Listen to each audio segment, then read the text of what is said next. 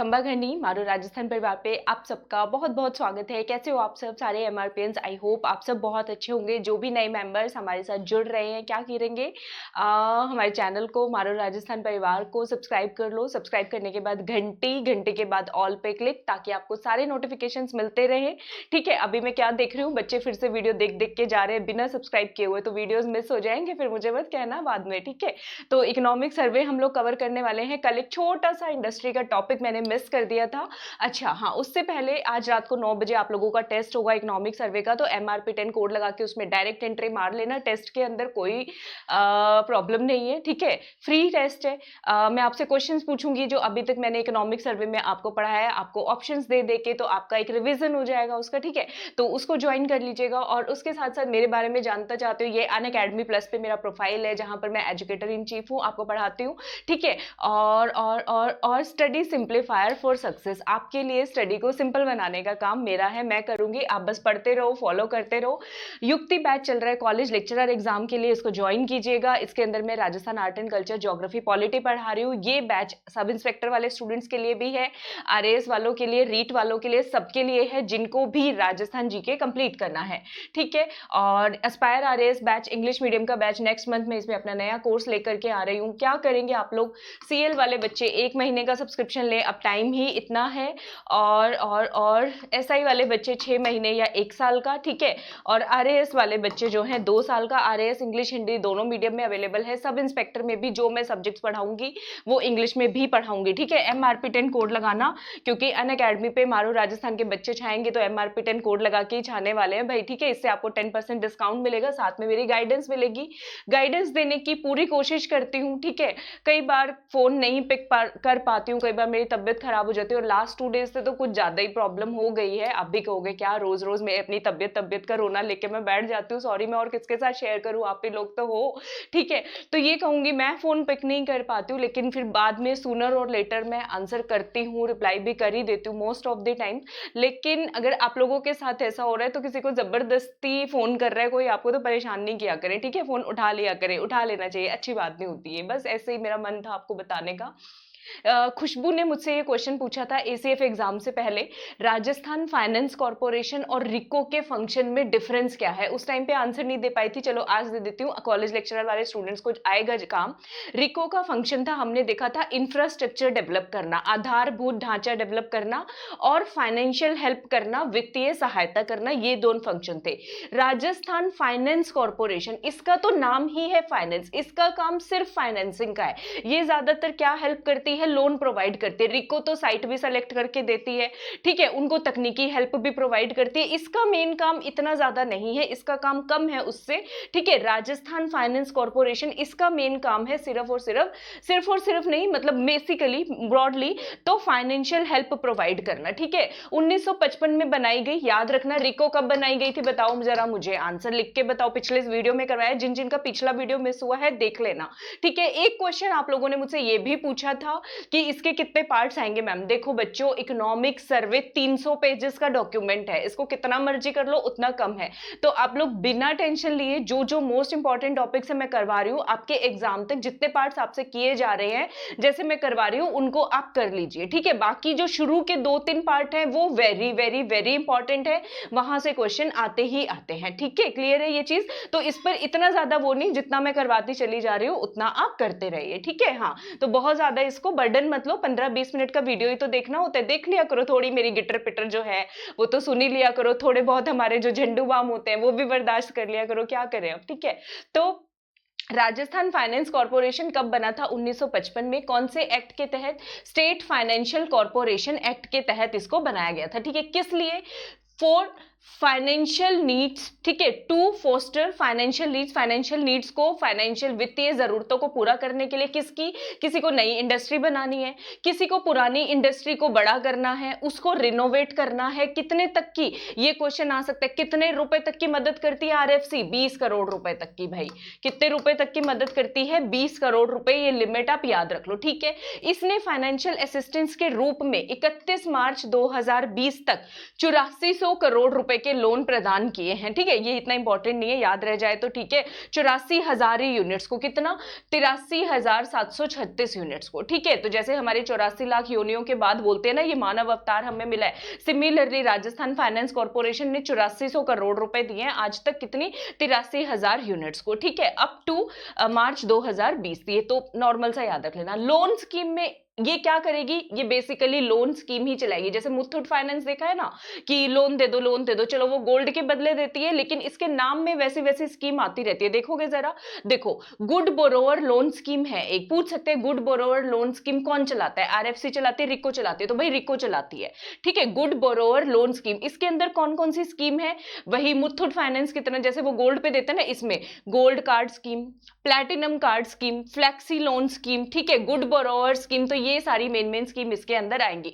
बाकी और कौन कौन सी लोन स्कीम याद रखनी है इसमें आपको, सरल स्कीम ये जो है चलाता है। ठीक है, सिंगल विंडो स्कीम भी है, छोटे छोटे प्रोजेक्ट लगाने के लिए, स्मॉल स्केल इंडस्ट्रीज के लिए, जो 200 लाख रुपए तक की होती है। ठीक है, उसके लिए भी है, स्पेशली एबल्ड लोगों के लिए, महिलाओं के लिए, तो इन सब के लिए सर्विस सेक्टर, लोन सेक्टर, बस ये बेसिक याद रखना है। सरल scheme, gold card, platinum card, ठीक है, फ्लेक्सी लोन स्कीम, ये सब।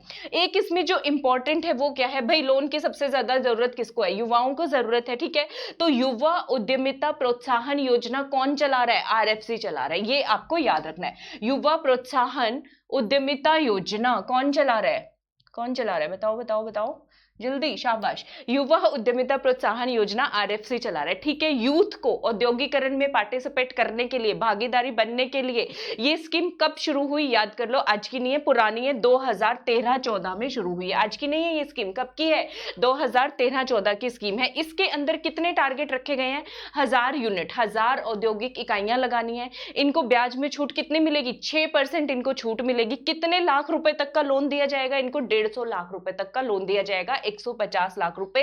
ठीक है, क्या याद करोगे, 1000 यूनिट्स, 6% इंटरेस्ट सबवेंशन और 150 लाख यूनिट। कब आई थी ये, यूपी योजना। ठीक है, यूपी याद कर लो, YUPY। ठीक है, यूपीआई जो भी आपको बोलना है, ठीक है, वो बोल लो, 2013-14 में आई थी। तो ये आरएफसी का रोल हो गया। आई होप रिको का सबको याद होगा, जो भूल गए हैं तो क्या करेंगे, कुछ नहीं करना, पिछली वीडियो जाके देख लो, मैं हूं ना। तो यही है। ठीक है, राजस्थान वित्तीय निगम अधिनियम 1951 के तहत कब बनी, 1955 में बनी। ठीक है, सेवा क्षेत्र हेतु, महिलाओं हेतु, दिव्यांगजन हेतु, सबके लिए लोन प्रोवाइड करती है। सरल योजना हो गई। ठीक है, युवा उद्यमिता प्रोत्साहन योजना 2013-14 में आई थी, अभी किया है। गुड बोरोवर्स ऋण योजना, हिंदी में भी यही बोलते हैं भाई, कोई हिंदी नहीं है इसकी। ठीक है, गोल्ड कार्ड, प्लेटिनम कार्ड और फ्लेक्सी ऋण योजना, ये आपको याद रखना है। अब आगे हम कौन से टॉपिक पे आ रहे हैं, हम जा रहे हैं कृषि सेक्टर में एंट्री मारने। ठीक है, मैं वो करवा रही हूँ जो करंट अफेयर्स में न्यूज में थे। देखो ये रिपीट है, ये मैं करवा चुकी हूँ करंट अफेयर्स में, अगर पिछले मेरे राजस्थान करंट अफेयर्स के वीडियो देखोगे तो मिलेंगे आपको, ये मैं सब करवा चुकी हूँ। ठीक है, मुख्यमंत्री बीज स्वावलंबन योजना। ठीक है, इसके तो नाम से ही पता चल रहा है, बीज यानी कि अच्छी क्वालिटी के बीज हम लोग देंगे, किसको देंगे, अपने किसान भाइयों को, बहनों को। ठीक है, उनको देंगे। ये स्कीम ये पूछ सकते हैं शुरू में कितने एग्रो क्लाइमेटिक जोन्स में लागू थी, शुरू में कितने agro climatic zone, agro climatic को हम लोग हिंदी में क्या बोलते हैं, कृषि जलवायु विक खंडों में लागू थी। तो शुरू में बच्चों किसके अंदर थी, देखो, बीज। ठीक है, बीज मतलब ओरिजिनल बात करें, देसी ग्राउंड से जुड़े हुए कौन है, हमारे भील आदिवासी भाई बहन है ना। तो भिलवाड़ा के अंदर, भिलवाड़ा का अच्छा खासा रिलेशन किससे है, मेवाड़ से। मेवाड़ की बात करेंगे सबसे पहले नाम किसका आएगा, उदयपुर आएगा। और दोनों के जो प्यार है, जो घनिष्ठ संबंध है, उसका कोटा कभी पूरा नहीं होता। ठीक है, तो उदयपुर, भिलवाड़ा और कोटा 3 एग्रो क्लाइमेटिक जोन में शुरू में लगी थी, याद कर लोगे, या KUB याद कर लो। ठीक है, बीज हैं तो KUB याद कर लो, बुक याद कर लो, जो भी आपको याद करना है याद कर लो। ठीक है, हाई क्वालिटी बीज जो है इसमें प्रोवाइड किया जाएंगे। अब इसको 2018-19 से जितने भी राजस्थान में 10 के 10 एग्रो क्लाइमेटिक जोन है, कृषि जलवायु क्षेत्र है, रीजन्स है, उनके अंदर जो है इसको लागू कर दिया गया है 2018-19 से। ठीक है, अब इसमें कौन कौन सी फसल के जो बीज हैं, 10 साल पुराने बीज जो हैं, वो भी जो है प्रोवाइड किए जाएंगे। तो इसके अंदर देखो फसलें कौन कौन सी आप याद कर लो। हम तो देसी लोग हैं, क्या खाते हैं, हमारे यहाँ पे क्या फेमस है, दाल बाटी चूरमा। ठीक है, तो दालें कौन कौन सी है, सारी दालें आ जाएंगी इसके अंदर। ठीक है, मूंग हो गया, मोठ हो गया, उड़द हो गया, मूंग, मोठ, उड़द। ठीक है, उसके बाद रबी की फसलें, गेहूं, चना, ठीक है, गेहूं, जौ, चना, तीनों रबी की फसलें पढ़ते थे ना छठी सातवीं क्लास में, भूले तो नहीं हो, इतना तो याद रहता ही है भाई सबको। वीट, बार्ले, ग्राम, ठीक है, और दो और याद करनी है। फिर दालों में क्या होता है, प्रोटीन, और जब सबसे ज्यादा प्रोटीन की बात आ जाए तो पतंजलि के रामदेव देखते हो ना, अपनी सोयाबीन की, न्यूट्रिला की सोयाबीन की ऐड कर रहे होते हैं, मैंने भी करती हूँ उनकी, चलो कोई बात नहीं। तो सोयाबीन आएगा इसमें और जवार आएगा, ठीक है। तो ये सारी जो क्रॉप्स हैं, फसलें हैं, इनके बीज इसमें प्रोवाइड किए जाएंगे। कौन कौन से, चलो एक बार दोबारा करते हैं। वीट, बार्ले, जवार, गेहूं, जौ, चना। दालों पे आ जाओ, मूंग, मोठ, उड़द, इंग्लिश हिंदी दोनों में बराबर भाई, ठीक है। प्रोटीन किसमें, सोयाबीन में, और उसके साथ साथ मूंगफली भी याद कर लो, ग्राउंडनट भी आएगा इसमें, मूंगफली भी आने वाली है। याद हो गई मुख्यमंत्री बीज योजना, मुश्किल तो नहीं है। 18-19 में सारे के सारे एग्रो क्लाइमेटिक जोन में कर दिया। उसके बाद है सीड मिनी किट, बीज की मिनी किट दी जाएगी कौन से किसानों को, जिनके पास 0.1 हेक्टेयर एरिया जो है, ठीक है, उनको टोकन अमाउंट पे सीड मिनी किट, बीजों की मिनी किट प्रोवाइड की जाएगी, ताकि वो अलग अलग फसलें जो हैं अपने खेतों के अंदर बो सके, ठीक है। कितनी जमीन के लिए मिलेगी, याद रख लो, 0.1 हेक्टेयर जमीन के लिए, ठीक है। माइक्रो न्यूट्रिएंट मिनी किट, ठीक है। आजकल क्या हो गया था, यूरिया, एनपीके ज्यादा यूज करे, तो उसकी वजह से जो सूक्ष्म पोषण तत्व थे ना, वो तो बिल्कुल खत्म ही हो गए थे सॉरी। तो micro nutrient mini kit provide की जाएगी 90% सब्सिडी पे। बस आपको ये याद रखना है, कितने परसेंट सब्सिडी पे, कितनी परसेंट अनुदान पे मिल रहे वाली है भाई, 90% किसको मिलेगी, जिनके पास सोयल हेल्थ कार्ड है, ठीक है, तो उनको मिलेगी, ताकि उनकी फसलों के अंदर माइक्रो न्यूट्रिएंट बढ़ सके, पोषण बढ़ सके, न्यूट्रिशन बढ़ सके। उसके बाद अगली स्कीम है zero budget natural farming. Zero budget natural farming की अनाउंसमेंट हुई थी पिछले साल बजट में 2019-20 के अंदर, ठीक है। इसका पायलट प्रोजेक्ट अब शुरू कर रहे हैं। कहां कहां पे शुरू कर रहे हैं, इसके कौन कौन से 3 जिले हैं भाई, देखो इसके मैं 3 जिले आपको करवा देती हूँ। जीरो है ना, देखो देखो कैसे दिखाऊं मैं आपको, रुको, नहीं ऐसे नहीं, ऐसे करते हैं, हाँ। 3 जिले कौन कौन से हैं, जीरो बजट नेचुरल फार्मिंग, ठीक है, जीरो बजट है नेचुरल फार्मिंग। अब मैं यहाँ पे इंग्लिश में देखना पड़ेगा, ये टोंक, TONK, ठीक है, सिरोही, SIHO, सिरोही, SIROHI, ठीक है। अब नहीं है मेरी इंग्लिश इतनी अच्छी, मैं क्या करूं, बांसवाड़ा, ठीक है, जैसे ही आते, हम देसी लोग हैं, हम जमीन से जुड़े हुए लोग हैं, है ना भाई, बांसवाड़ा, ठीक है। तो देखो जालोर नहीं याद करना आपको, जीरो में, टोंक में जीरो आएगा, तो टोंक में zero budget natural farming apply कर दिया। सिरोही के अंदर सीरो जीरो, ये तो हिंदी से भी याद हो रहा है, सीरो और जीरो, ठीक है, ऐसे याद करो इसको, तो यहाँ पे भी आएगा, ठीक है, जीरो बजट। अब ये जीरो जीरो मिला के, बचपन में नहीं खेलते थे, कंचे कंचे मिला के एक लाइन बना देते थे, हम भी बना देते हैं, जीरो जीरो जीरो मिला के हमने ये क्या बना दिया, ऐसे याद कर लो, बांस का वन बना दिया, पूरा एक डंडा बना दिया। तो तीसरा कौन सा जिला आएगा, बांसवाड़ा, ठीक है। तो जीरो बजट फार्मिंग जो है कौन कौन से जिलों में शुरू की है, टोंक, सिरोही और बांसवाड़ा। मुश्किल है, बताओ तो सही, बताओ तो सही, यस तो टाइप करो। लाइक नहीं ठोका है तो लाइक मस्त वाला, सब्सक्राइब नहीं किया है तो सब्सक्राइब भी मस्त वाला, और शेयर नहीं किया, शेयर नहीं करते हो, सब्सक्राइब नहीं कर रहे हो, आजकल मुझे सब पता चल जाता है आप क्या कर रहे हो क्या नहीं कर रहे हो। आजकल सिर्फ बच्चे देख रहे हैं, ठीक है, ये पता चल रहा है मुझे। तो करो भाई करो, कॉमेंट भी क्या करो, ठीक है। तो ये पायलट प्रोजेक्ट जो शुरू हुआ, शुरू में 3 जिलों में हुआ, टोंक, बांसवाड़ा, सिरोही। अब जो है 2020-21 से ये जो है 15 जिलों में लागू किया जाएगा। कौन से पैटर्न पे लागू किया जाएगा अगर पूछ लें तो हम इसमें आंध्र प्रदेश का मॉडल फॉलो कर रहे हैं। कौन सा मॉडल फॉलो कर रहे हैं, आंध्र प्रदेश का मॉडल जो है फॉलो कर रहे हैं, ठीक है, ताकि जो किसान है सेल्फ सस्टेनेबल बन सके, उनकी जो कृषि फसलें उगाने में जो कीमत लगती है, लागत जो है वो कम होगी। Zero budget natural farming, zero budget का मतलब ही है लागत कम लगे, जीरो बजट पे हम फसलें उगा ले, ठीक है, तो उसका मतलब ही ये है कि लागत कम लगे और यहाँ पे organic chemical free agricultural products जो हैं वो प्रोड्यूस किए जाएंगे, ठीक है। हिंदी में बच्चों सारा लिख दिया मैंने, पढ़ लेना, समझा भी दिया है हिंदी में ही। अब आते हैं कितनी फसलों का कितना उत्पादन हुआ, 20-21 में कितना हुआ, पिछले साल कितना हुआ। तो सबसे पहले देख लेते हैं सीरियल। सीरियल मतलब अनाज, ठीक है, रबी भी और खरीफ भी दोनों। तो इसमें लकी नंबर क्या, रसोई, इंदिरा रसोई योजना याद है, डेट तो याद होगी, 22 जून और 20 अगस्त मैंने याद करवाया था, घोषणा कब हुई और उद्घाटन कब किया गया, मुख्यमंत्री जी ने किया था, ठीक है। तो ये भी जब जब हम रसोई की बात कर रहे हैं तो अनाज की बात तो करेंगे, तो अनाज में भी lucky go happy number, happy go lucky number क्या है, 2 ही आएगा, यहाँ पे 222 याद कर लो। तो सीरियल्स का प्रोडक्शन इस साल कितना हुआ, 222, 222.45 lakh ton, 222.45 lakh ton, cereal मतलब अनाज, ठीक है। पिछले साल कितना हुआ था, पिछले साल तो कम ही रहा होगा, कितना कम, 2 पॉइंट कम है बस, 222.86 लाख करोड़ टन, ठीक है, 222.86, इस नहीं 220.86, सॉरी, झंडू बाम होता है ना, बताया आपको, तो अब तो आदत पड़ गई होगी आपको। 220.86 लाख टन, इस साल कितना हो गया, 222.45 लाख टन, सबको सही है, मस्त है, क्लियर है। उसके बाद आ जाओ दालें, दालों की बात की ना अभी हमने, बीज योजना के अंदर कौन कौन सी फसलों के बीज दिए जाएंगे, तो दालें कितनी हो गई हैं, देखो दाल के साथ क्या खाते हो, दाल के साथ चावल खाते हो, चावल में से चा पकड़ लो और र ऐड कर दो, 4 नंबर पकड़ लो दालों, क्या नंबर, 4 नंबर, ठीक है। तो यहाँ पे 4 से रिलेटेड नंबर है, इस साल जो हमने दालें प्रोड्यूस की हैं 4 4 दूनी 8, तो 48.88 लाख टन प्रोड्यूस की है, मुश्किल है क्या, 48.88 लाख टन, पिछले साल कितनी की, 44 आएगा, ठीक है, 44.95 लाख टन हो गया, इतनी प्रोडक्शन की है हमने दालों की, हमने उसकी अनाज की देख ली, रबी खरीफ मिला के, और हमने इसकी देख ली।